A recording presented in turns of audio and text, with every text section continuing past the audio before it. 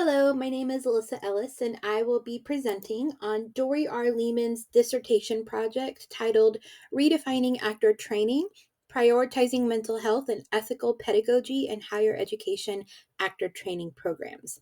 This study explores how traditional actor training can evolve to better support the mental health and well being of student actors while maintaining artistic excellence. This research addresses both cultural and systemic differences within actor training programs. The study challenges long held traditions like the culture of sacrifice and the mad genius myth that suggest great art requires suffering. It also calls out outdated Western centric pedagogies that ignore non Western and trauma informed methods. This work emphasizes inclusion, acknowledging the needs of low income LGBTQIA and BIPOC students, as well as emerging adults ages 18 to 24. Ultimately, it urges programs to replace traditional psychological acting models with ethical, consent based, and trauma informed pedagogy. The study begins by situating itself in the context of a national mental health crisis among college students, especially in the performing arts. Traditional actor training reinforces harmful norms by glorifying emotional suffering and blurring the boundaries between life and art. The argument centers on the idea that these outdated practices contribute to burnout, distress, and re traumatization. To address this, the dissertation proposes integrating ethical pedagogy rooted in consent, trauma informed practice, and mindfulness into existing curriculum throughout a pilot study model. Despite increased awareness of mental health needs, most actor training programs still follow outdated pedagogical models that perpetuate distress. The issue is compounded by financial strain, long rehearsal hours, and academic pressure, conditions that make emerging adult performers especially vulnerable. Moreover, many students lack training in boundary setting or coping strategies. The dissertation therefore calls for a redefinition of actor training, one that prioritizes psychological safety while preserving artistic integrity. The guiding questions ask, why does the mad genius myth persist, and how can we eliminate the notion that suffering equals artistry? What factors impact actors' mental health?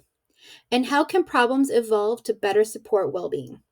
The pilot study specifically tested whether integrating mindfulness and self care activities into a course could increase coping self sufficiency among theater students, and how students describe changes in their own stress management. The literature review examined three key areas: actor training and systemic issues. Historical reliance on Stanislavski's method and techniques often resulted in blurred identity boundaries and emotional exhaustion. Psychological research on college students and actors, where the data shows over 60% of students meet the criteria for a mental health disorder, with factors facing additional stressors and unresolved trauma.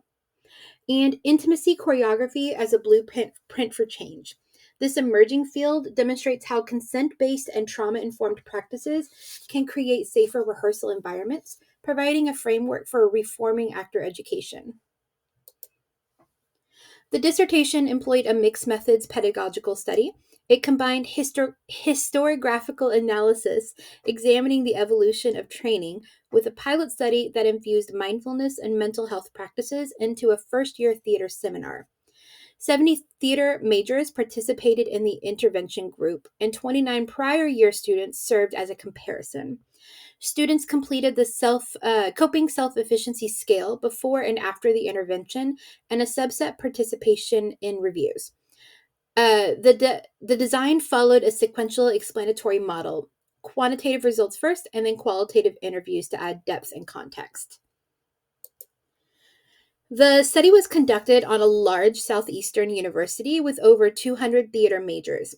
Participants reported struggling to balance coursework, rehearsals, jobs, and financial pressures, some describing 16-hour days as normal. Many admitted poor self care habits and limited understanding of healthy coping.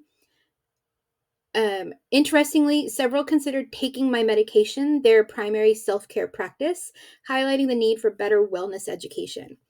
The intervention group reported higher coping self efficiency, especially in problem solving and emotional regulation compared to peers.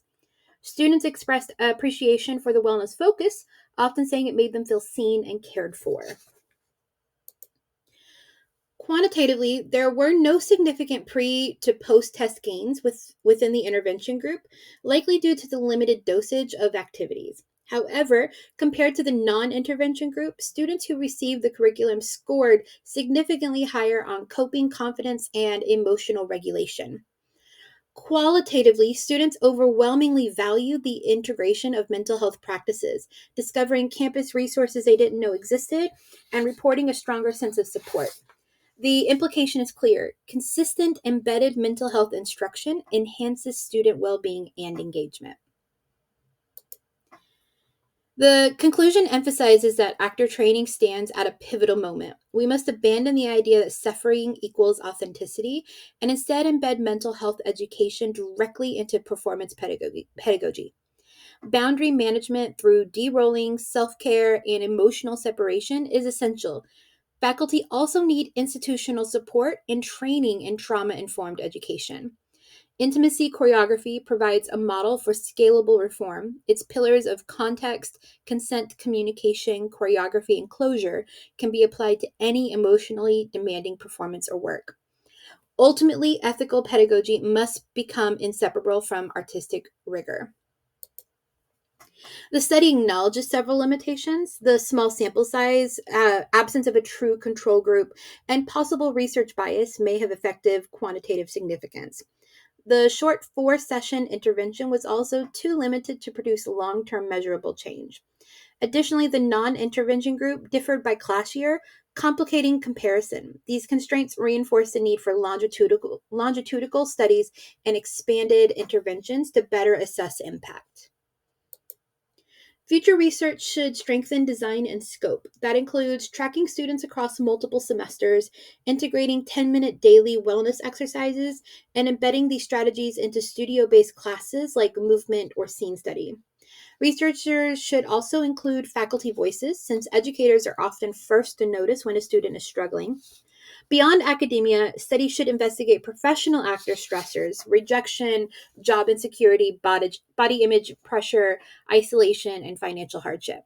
The goal is to continue building an ethical, sustainable, and mentally healthy foundation for actor training and the performing arts industry as a whole. Thank you very much for your time.